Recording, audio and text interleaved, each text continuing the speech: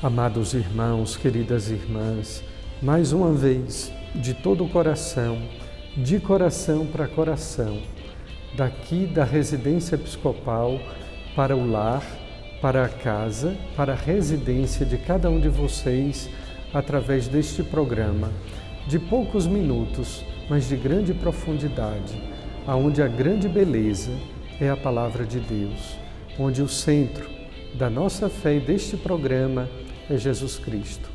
Acompanhemos, portanto, de todo o coração, mais uma edição do programa De Todo o Coração.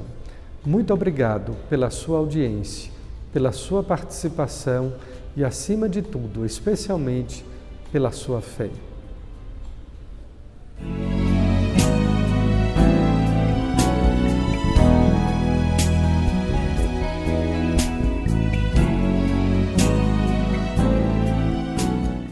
Proclamação do Evangelho de Jesus Cristo segundo Mateus. Naquele tempo, Jesus começou a mostrar a seus discípulos que devia ir a Jerusalém e sofrer muito da parte dos anciãos, dos sumos sacerdotes e dos mestres da lei, e que devia ser morto e ressuscitar no terceiro dia. Então Pedro tomou Jesus à parte e começou a repreendê-lo, dizendo: Deus não permita tal coisa, Senhor, que isto nunca te aconteça. Jesus, porém, voltou-se para Pedro e disse: Vai para longe, Satanás, tu és para mim uma pedra de tropeço, porque não pensas as coisas de Deus, mas sim as coisas dos homens. Então Jesus disse aos discípulos: Se alguém quer me seguir, renuncie a si mesmo, tome a sua cruz e me siga. Pois quem quiser salvar a sua vida vai perdê-la, e quem perder a sua vida por causa de mim vai encontrá-la. De fato, que adianta ao homem ganhar o mundo inteiro, mas perder a sua vida? O que poderá alguém dar em troca de sua vida? Porque o Filho do Homem virá na glória do seu Pai com os seus anjos, e então retribuirá a cada um de acordo com a sua conduta. Palavra da salvação.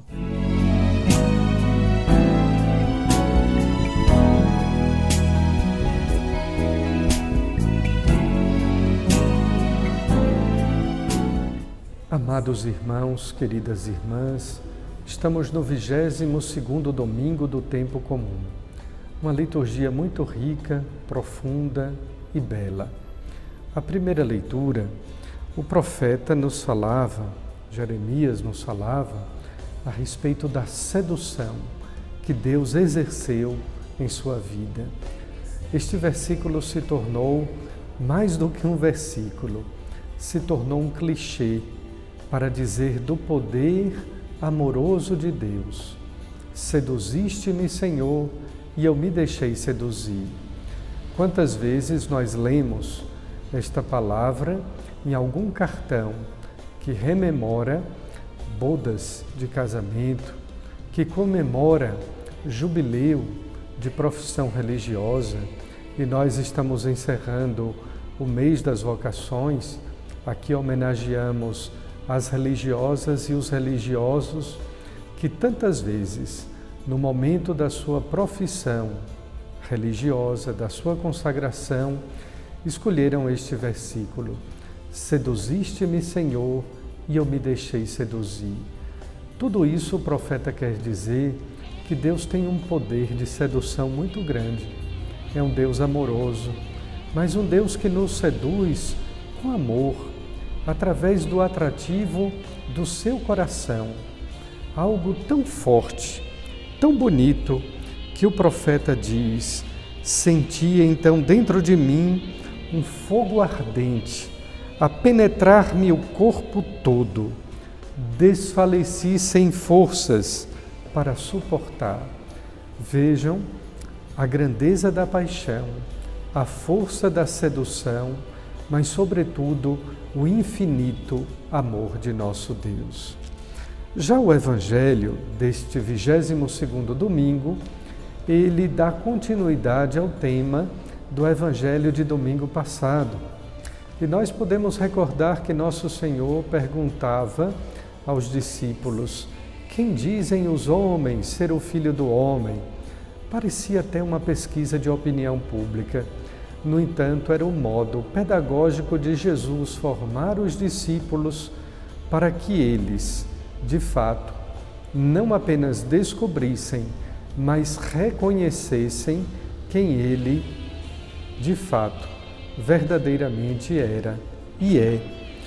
E em meio às respostas evasivas dos discípulos, uns dizem, outros afirmam, é Pedro quem solenemente faz a sua profissão de fé ao dizer: Tu és o Cristo, o Messias, o Filho do Deus vivo. A observação do Evangelho de domingo passado era igualmente profunda. Pedro, Pedro, de agora tu te chamarás Pedro, Cefas, e não mais Simão. Não foi a carne ou o sangue que te revelou isso, Pedro, mas foi o próprio Espírito.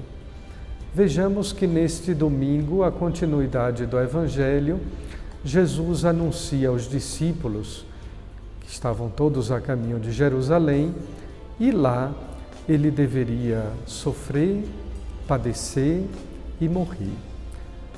A primeira coisa é que não se trata mais aqui de um Messias dominador, de um Messias triunfalista, mas sim de um Deus que se fez homem, que se fez carne no Natal e por isso mesmo haveria de sofrer.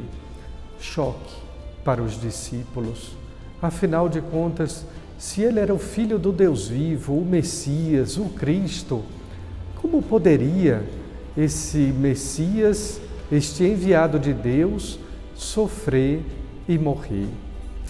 Pedro se escandaliza. Novamente ele é porta-voz dos demais discípulos. E escandalizado, repreende Jesus, dizendo-lhe que Deus não permita tal coisa. Vejam que aquela pedra de domingo passada, sobre a qual a igreja foi alicerçada, é chamada agora de pedra de tropeço. Mais ainda, Jesus diz para Pedro: vai para longe de mim, Satanás. É que a palavra Satanás, no sentido bíblico, significa aquele adversário, o que acusa, o opositor aos projetos de Deus. Muitas vezes nós somos Satanás para nós mesmos, quando não aceitamos a vontade de Deus e quando nós prejudicamos a nossa própria caminhada para Deus. Muitas vezes nós queremos demonizar as outras pessoas e, no entanto, Satanás, o obstáculo, a pedra de tropeço, se encontra em nossas vontades. Por isso que a continuidade do segundo trecho do Evangelho é quando Jesus diz a Pedro e aos demais: pois quem quiser me seguir, renuncie a si mesmo, isto é, ao seu ego, ao seu egoísmo. Tome a sua cruz, porque a vida também é feita de sofrimentos. A gente sofre até por amor, nós sofremos de saudade. Não existe ninguém no mundo que não padeça de qualquer sofrimento, por mínimo que seja, por mais relativizado que ele também seja. O sofrimento faz parte da vida humana. E por isso Jesus continuava dizendo: se alguém quer me seguir, renuncie a si mesmo, ao seu egoísmo, tome a sua cruz, acolha o seu sofrimento, e aí então pode me seguir livremente. Pois quem quiser salvar a sua vida, vai perdê-la. E quem perder a sua vida por causa de mim, vai salvá-la. Deste modo é que nós entendemos que a vida começa depois da morte, que a vida possui a sua plenitude na eternidade. E por fim, Jesus pergunta ainda aos discípulos: o que o homem, o que o ser humano pode dar em troca da sua vida? Afinal, qual é o preço da felicidade? Como é que nós podemos pagar o sentido e a perspectiva de eternidade da nossa vida? questões profundas, questões existenciais, questões maravilhosas que somente podem ser respondidas à luz da fé. Fique agora com aquele papo de cruz tão bem desenvolvido no coração da nossa amiga Lunara Aires.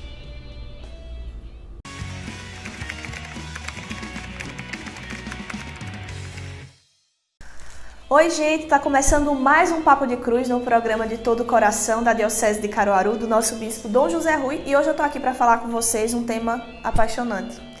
A igreja é casa de imperfeitos. Não espere estar no ambiente da igreja, estar num local de igreja, num grupo de oração, com pessoas de igreja e achar que aquelas pessoas são santos, achar que aquelas pessoas já estão totalmente salvas, já estão com a obra totalmente terminada, porque não. A igreja é local de caminhada, a igreja é local de cura, a igreja é local de curativos, a igreja é local de se restabelecer no propósito verdadeiro de Deus para a nossa vida. Não espere estar na igreja e encontrar pessoas que não têm defeitos. Talvez você esteja na igreja ou num grupo de oração e olhe ao seu redor e veja até mesmo pessoas que têm defeitos piores, entre aspas, do que o seu.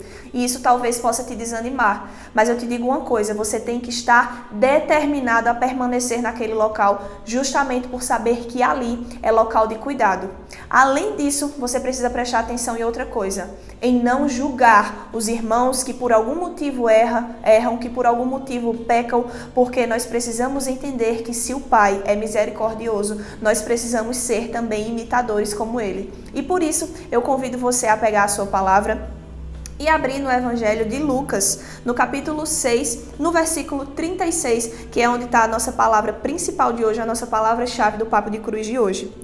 Sede misericordiosos como o vosso Pai é misericordioso. Não julgueis para não serdes julgados. Não condeneis para não serdes condenados. Perdoai e vos será perdoado. Dai e vos será dado. Será derramado no vosso regaço uma boa medida, calcada, sacudida, transbordante, pois com a medida que medirdes, serei medidos você também. Palavras da nossa salvação. Glória a vós, Senhor. Gente, com essa palavra eu quero reafirmar, eu quero dizer o desejo do meu coração de fazer vocês entenderem neste dia que sim, a igreja é um ambiente de imperfeitos e que não cabe a você, não cabe a mim, não cabe a ninguém, seres humanos, o papel de julgadores, o papel de condenadores, porque sim, muitas vezes o nosso ego nos coloca lá em cima, né? Muitas vezes a gente diz, tal pessoa está fazendo tal coisa errada, ela está fazendo isso, não pode, não deve ser assim. Quem somos nós? Quem somos nós? O que será que Deus vê no silêncio, na escuridão do nosso quarto, na nossa solidão, na nossa precariedade, na nossa miséria? Então, o que eu quero dizer a você é: fixe o seu olhar na cruz. Fixe o seu olhar em Jesus. Esqueça tudo à sua volta. E, aliás, não esqueça, coloque nas suas orações aquelas pessoas que precisam de oração, que precisam de cuidado, que precisam de conversão, tanto quanto você, porque sim, a igreja é local de imperfeitos, pessoas que lutam e caminham pela santidade, mas que ainda não chegaram lá, que estão na caminhada.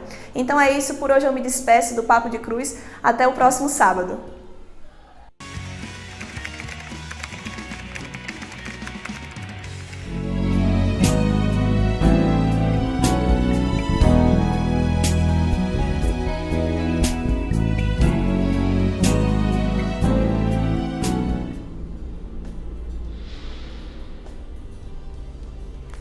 Muito agradecido pela sua audiência, pela sua participação.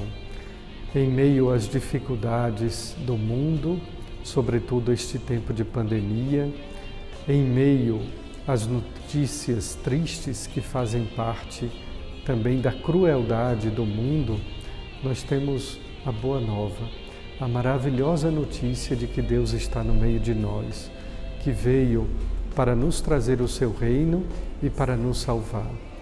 Esta semana também, como grande notícia e boa notícia, nós temos o início da festa de Nossa Senhora das Dores, padroeira principal da Diocese de Caruaru e de sua Catedral.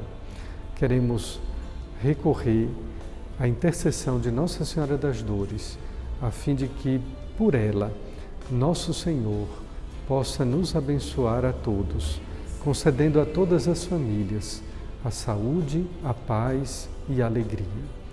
Que Deus, portanto, nos conceda esta sua bênção.